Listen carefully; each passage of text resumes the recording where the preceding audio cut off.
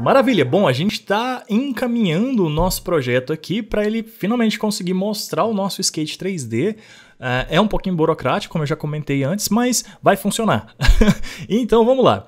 Aqui agora, eu acho que a gente precisa começar a entender como que o Three.js funciona, tá? Porque a gente já fez os imports, a gente já viu mais ou menos o que vai precisar, mas agora a gente vai entrar no Three.js mesmo, tá?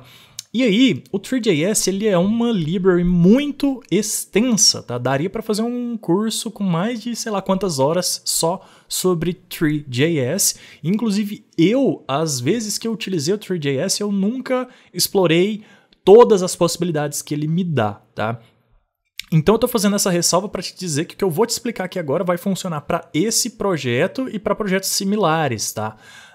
E eu não sei se algum outro projeto completamente diferente desse que a gente vai fazer agora, a mesma configuração funcionaria, beleza? Então vamos lá. O Three.js ele funciona mais ou menos assim, tá? Eu vou deixar esses elementos aqui meio separadinhos e vou fazer uns comentários aqui para você entender. Também vou esconder aqui essa parte de baixo por enquanto. Beleza. A primeira coisa que a gente precisa criar no Three.js é uma scene, tá? Ou uma cena. Então o Three.js ele simula um ambiente 3D, tá?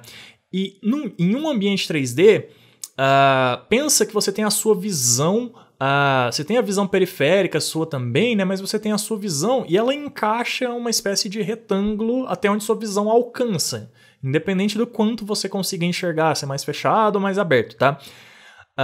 E isso é a sua cena, é o que você está vendo. Só que atrás de você tem coisas também, do seu lado, tem coisas que você não está vendo, tá?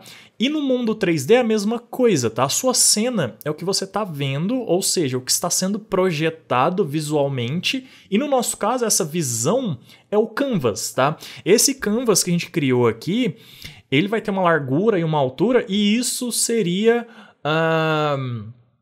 a nossa cena, ou seria o espaço visível da nossa cena. A nossa cena, na verdade, é tudo, até o que está atrás da gente, digamos assim, é a cena, é o cenário que a gente está, digamos assim, tá? Então, é legal entender esse conceito, tá? Porque é isso.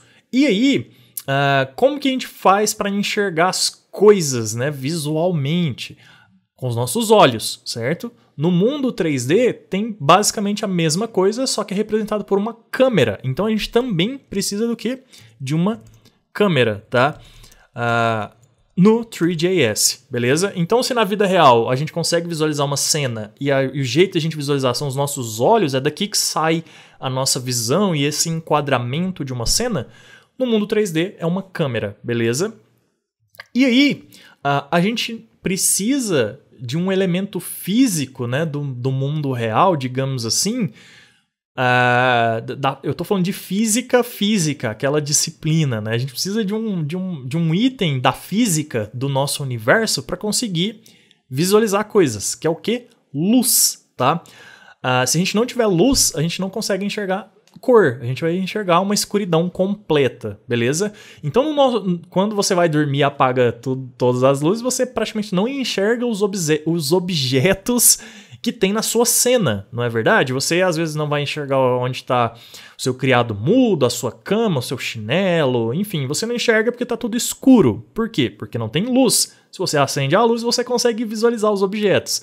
Mesma coisa no mundo 3D, tá? A gente precisa de uma luz, então não adianta nada a gente jogar nosso objeto 3D na cena se a gente não tiver luz iluminando ele. Quando essa luz iluminar o nosso objeto 3D, a gente vai conseguir então enxergar o volume dele, as cores e tudo mais. Então, a terceira coisa que a gente precisa no Three.js são luzes, belezinha? Uma última coisa que aí varia dependendo do tipo de projeto que você está fazendo e tal, tem a ver com a parte de interação, tá? Mais uma vez, fazendo essa metáfora do nosso mundo real, quando eu quero interagir com alguma coisa, se eu quero pegar esse óculos e tirar da esquerda para a direita, eu tenho que fazer o quê? Eu tenho que incidir uma força sobre ele, tá? Então, ele não vai sair do lugar sozinho, tá? Se ele estiver parado, ele vai ficar em inércia. Então, ele precisa ter uma força sendo exercida sobre ele se eu quiser movimentar ele. No nosso projeto aqui, a gente não vai movimentar nada, tá? a gente vai fazer uma coisa que é como se fosse uma movimentação, mas que também funciona no mundo real, que é... como que eu posso explicar?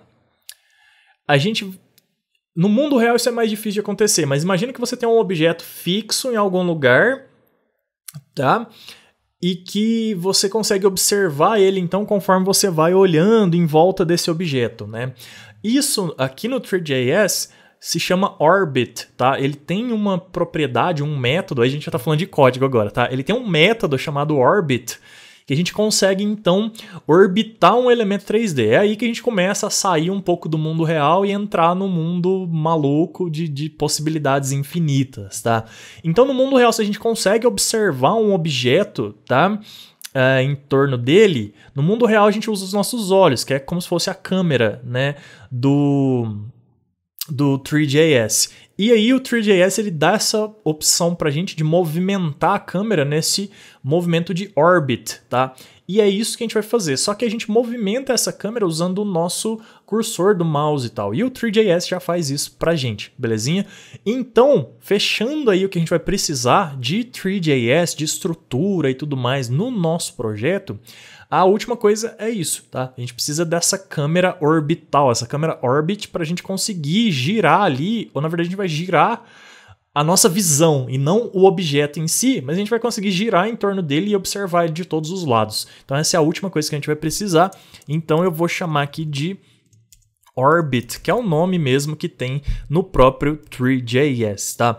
Eu quis te dar essa explicaçãozinha técnica e fazer esses comentários para você entender, né? E não só sair fazendo, copiando o código lá da documentação. Então, só para fechar, a gente precisa de uma cena, que é a nossa área, é nosso ambiente 3D, né? É a cena.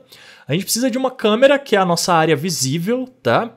A gente precisa de luz, porque senão a gente não enxerga os objetos na cena. E a gente, para conseguir ter um pouco de movimentação, a gente precisa que a câmera se movimente. A gente poderia fazer isso de várias formas, mas a gente vai fazer usando o efeito de Orbit, tá? Para manter o nosso objeto centralizado e a gente conseguir mover a nossa visão, né, do objeto só em torno dele, beleza? Então é isso. Bora para a prática a partir da próxima aula.